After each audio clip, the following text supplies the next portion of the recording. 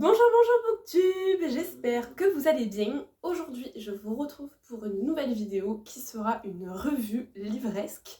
Je crois que depuis le début de ma chaîne, c'est ma 3e. Comme je l'avais dit dans la dernière revue livresque, je préfère faire des revues livresques plus régulièrement et qu'il y ait peu de livres. Pour mon organisation, mon quota de lecture, c'est plus sympa pour moi, sachant que personnellement, je préfère les vidéos courtes sur YouTube. Je ne suis pas une férue de vidéos longues, je crois que je l'ai déjà dit dans ma vidéo revue justement. C'est pour ça que les vidéos en général font 15 minutes max. Je présente 2 livres de ma pile à lire d'automne et un dont je parlerai sur Insta en période de Noël parce que je suis quelqu'un de très organisé et j'ai fait toutes les photos d'automne sur ma pile à lire d'automne. Sur mon feed, on reconnaît les revues livresques grâce au visuel en fait, et à côté je fais des photos ou des vidéos un peu plus différentes mais qui n'ont pas la mise en scène, on va dire, revue livresque de saison. C'est ce que j'ai mis en place à partir de cet été. Donc voilà, c'est pour ça que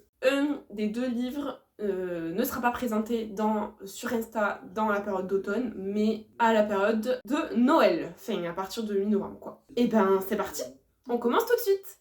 Premier livre qui était dans ma palle, c'est Anatomy Love Story de Dana Schwartz, publié chez le livre de poche jeunesse. J'ai beaucoup aimé. On suit Hazel dans cette histoire-ci, qui a un gros souhait, c'est de devenir chirurgienne, et elle souhaite s'inscrire à l'école des anatomistes pour suivre les cours, et elle se grime un peu en homme pour pas montrer que c'est une femme, parce que c'est au 19e siècle et les femmes n'ont pas de droit. Heureusement qu'au 21e siècle ce n'est plus le cas, même si malheureusement on tend un peu à régresser, ce qui est très dommage. Donc c'est un roman féministe et qui parle beaucoup de médecine.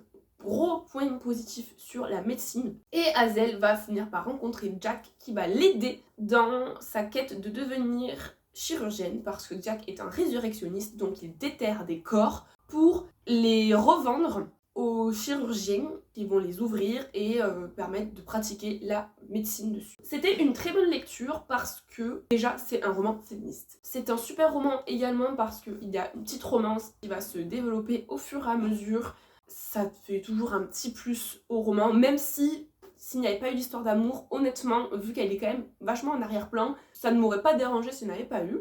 C'est un très bon roman également parce qu'il parle de médecine au 19e siècle et j'ai trouvé que les descriptions étaient très bien faites. Je me suis vraiment imaginé toutes les scènes, il y en a beaucoup, où il y a des détails sur les organes, des détails sur les corps, des détails sur la façon dont c'était procédé, les outils. C'est vraiment très bien ficelé sur ce plan-là. Je n'ai pas ressenti d'anachronisme. Je trouve que pour le coup, que ce soit sur les relations entre les personnages, parce que Hazel est promise à Bernard, un héritier du vicomte, je trouvais que leur relation était plutôt réaliste au niveau de comment c'était les mœurs et les normes à l'époque. Sur le plan politique également, les avancées de l'époque sont mises en avant. Il y a des détails sur certaines avancées historiques. Le seul petit bémol, on va dire, à mon sens, c'est que je trouve qu'il y a un peu de contexte qui se met vachement en place. Moi j'ai trouvé que c'était bien, mais qu'au bout d'un moment j'avais plutôt envie qu'on rentre dans le récit, mais ce n'est que mon opinion de lectrice, ce n'est que mes goûts,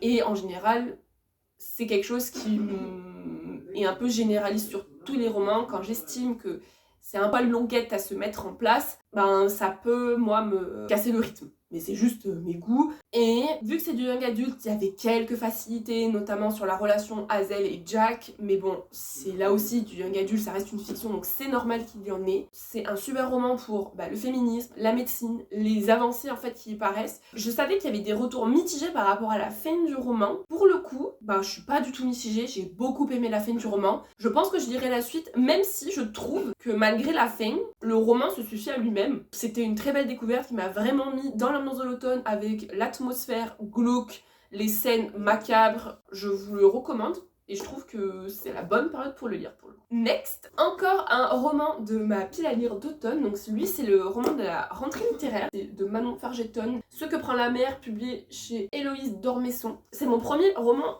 de Manon Fargeton, comme je l'ai déjà dit dans mon book haul. Et c'était une belle réussite, honnêtement, j'ai beaucoup aimé ma lecture. C'est un roman qui se savoure et à la fois qui est assez dur sur sa thématique. Je trouve que c'est un roman un peu dur à lire parce que la thématique, moi, m'a remise en question en fait. Donc je vais expliquer pourquoi. On suit Maxine qui apprend que son papa a un AVC et fil en aiguille, lorsqu'ils doivent aider la cabane où ils vivent, elle tombe sur des photos. Elle se dit tiens, qu'est-ce que c'est que ces photos? Et elle a envie d'en savoir plus sur l'histoire de son papa parce que on apprend que la relation entre le père et ses deux filles était un petit peu complexe, si je peux dire ça comme ça, et que les filles ont souffert en fait de la distance que leur père imposait entre lui et elle. Vu que elle est en projet bébé avec Gaëtan, son amoureux, elle se dit il y a un truc qui manque à mon puzzle pour que je puisse fonder ma famille, vu que ma propre relation familiale avec mon père et ma soeur et moi est un peu particulière. Et elle pense que ces Polaroids sont sans doute la clé de cette pièce manquante à son puzzle. Avec l'aide de Gaëtan, elle se met à la recherche d'où ont été prises ces photos et elle découvre que c'est en Écosse, à côté de l'île d'Isdale, vers l'île de Mull, Oban, tout ça, que j'ai visité quand j'étais plus jeune, et une partie de l'Écosse absolument magnifique. C'est un roman en fait original sur la forme parce que il y a multiples voix. La grosse différence et le gros plus, c'est ce que j'ai beaucoup aimé, c'est les côtés interview, entrevue que Maxime fait avec d'autres femmes sur la maternité. Vu que je suis en âge d'avoir potentiellement des enfants et que j'en discute librement avec mon chéri et qu'on se dit que dans 10 ans peut-être on aura des enfants, enfin voilà, on en discute. Moi ça m'a parlé et ça m'a un peu fait réfléchir sur la maternité et sur la paternité forcément, mais également sur le souhait d'être mère ou non, parce que finalement c'est un peu ça le fil conducteur. Est-ce qu'on choisit d'être mère parce qu'on a vraiment profondément envie, ou est-ce qu'on choisit d'être mère, on a envie d'être mère parce qu'on a été formaté par la société? Donc c'est pas que ça, le livre évidemment, mais c'est un peu moi ce que j'en tire.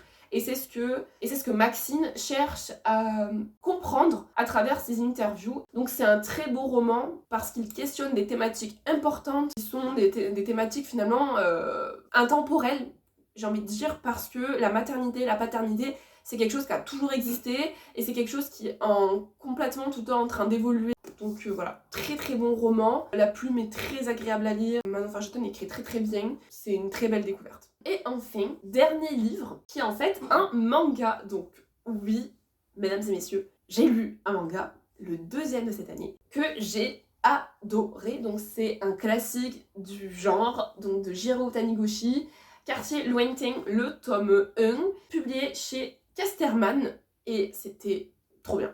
Donc déjà, pour quelqu'un qui ne lit pas de manga, il est au format belge. Donc ça veut dire qu'on n'a pas à se faire la gymnastique de le lire dans l'autre sens, parce que moi c'est quelque chose que j'ai vraiment du mal à faire, j'ai beaucoup de difficultés. Donc là le fait que ce soit au format belge, et bien pratique pour moi.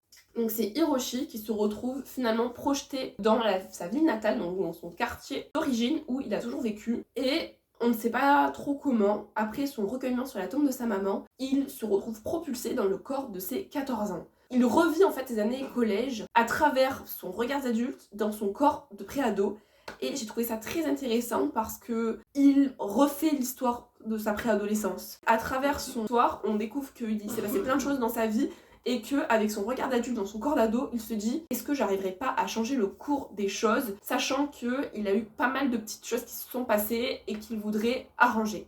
Sauf que le fil du temps n'est pas si simple et je pense qu'il s'en rend compte au fur et à mesure. Je me dis dans le tome 2, potentiellement, il va y avoir des séquelles et des conséquences sur ces assertions du tome 1. J'ai beaucoup aimé, j'ai trouvé ça très bien, très doux. Les illustrations sont très belles, elles sont très réalistes. Il y a juste un passage qui m'a un peu gênée, c'est quand il y a un peu des genres d'amourettes qui se passent, où lui, il a quand même ce regard d'adulte, vu que c'est un adulte dans un corps d'ado. J'étais un peu mal à l'aise de cette espèce de relation. Donc j'espère qu'il va juste la prendre sous son aile. Et c'est le seul moment où je me suis dit, c'est bizarre. Mais c'est le seul bémol à faire à suivre dans le tome 2. Mais sinon, c'est trop bien. La fin m'a laissé bouche bée. J'ai envie d'avoir la suite parce que, clairement, il se suffit pas lui-même celui-là. Ça annonce quelque chose par la suite. Les illustrations sont très belles. C'est très réaliste. Et j'ai adoré le noir et blanc, les nuances de gris. C'était vraiment joli. Il y a pas mal de thématiques qui sont abordées, notamment l'alcoolisme, qui est un vrai souci pour le protagoniste. Autre sujet, la famille, les relations familiales, les relations scolaires, les tentatives de harcèlement qui sont déjouées. Donc il y a pas mal de choses qui sont évoquées dans le manga et qui sont vraiment très bien apportées, je trouve. Donc voilà, j'ai très hâte de lire le tome 2 pour savoir en fait qu'est-ce qui s'est passé. Je vous recommande Quartier Lointain si vous n'avez jamais lu de manga, parce que pour le coup, vu qu'il est dans le sens belge, c'est très facile, et pour se mettre au manga, je trouve que c'est vraiment le bon plan. Et parce que l'histoire est super. Voilà. Et c'est tout pour cette vidéo. Je sais que c'est court, je sais que je présente que 3 livres, mais moi c'est quelque chose que j'aime bien faire comme ça. Ça me plaît ainsi, donc voilà. N'hésitez pas à vous abonner si ce n'est pas déjà fait, à liker la vidéo et à me partager vous votre dernière lecture que vous avez lue et me dire ce que vous avez pensé de la dernière lecture. Me dire aussi si un de ces livres-là vous tente, si un de ces livres-là vous l'avez déjà lu et ce que vous en avez pensé. N'hésitez pas également à me suivre sur Insta, donc c'est lecture-du-bas ensoleillé, je le mettrai juste là. Je vous souhaite une très bonne fin d'après-midi, une très bonne semaine et je vous dis à la semaine prochaine. Salut!